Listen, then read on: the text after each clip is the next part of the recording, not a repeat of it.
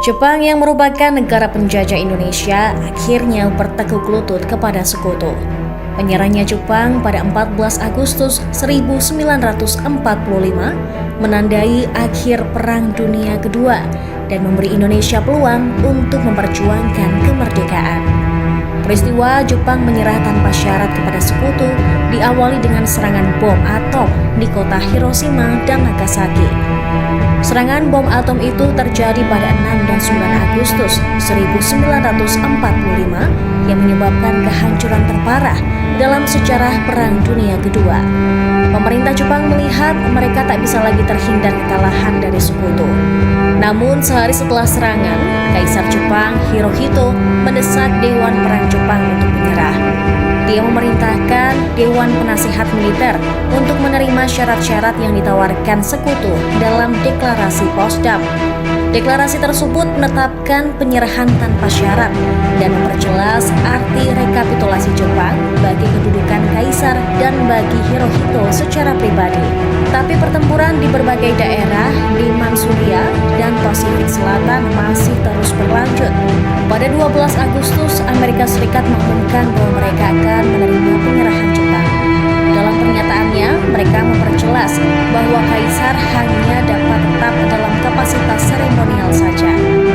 Debat berkecamuk di dalam pemerintahan Jepang tentang apakah akan menerima persyaratan Amerika atau terus berjuang.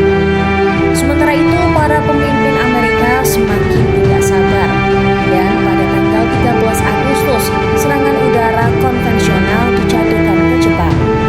Pada sore hari tanggal 14 Agustus 1945, Radio Jepang mengumumkan bahwa proklamasi kekaisaran akan segera dibuat.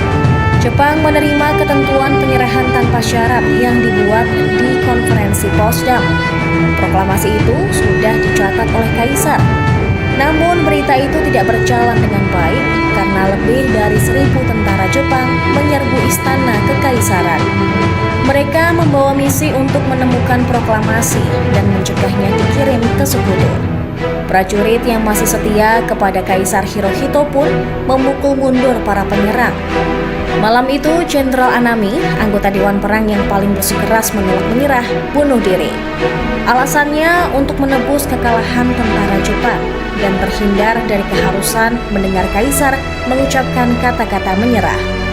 Keesokan harinya, pada 15 Agustus 1945, Kaisar Hirohito menyampaikan langsung terkait keputusan menyerahnya Jepang tanpa syarat terhadap sekutu melalui radio nasional. Pasukan Jepang sendiri berusaha menyembunyikan berita ini supaya tidak terdengar oleh para pemuda Indonesia. Akan tetapi berita tersebut terdengar oleh salah satu tokoh tanah air pada masa itu. Tokoh yang mendengar berita Jepang menyerah kepada sekutu adalah Sultan Syahrir.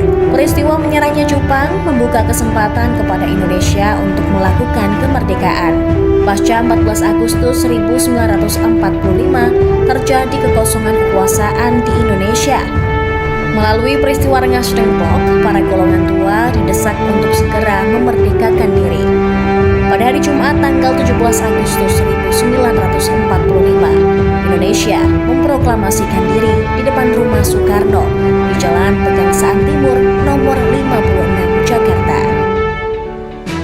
Terima kasih sudah nonton. Jangan lupa like, subscribe, dan share ya.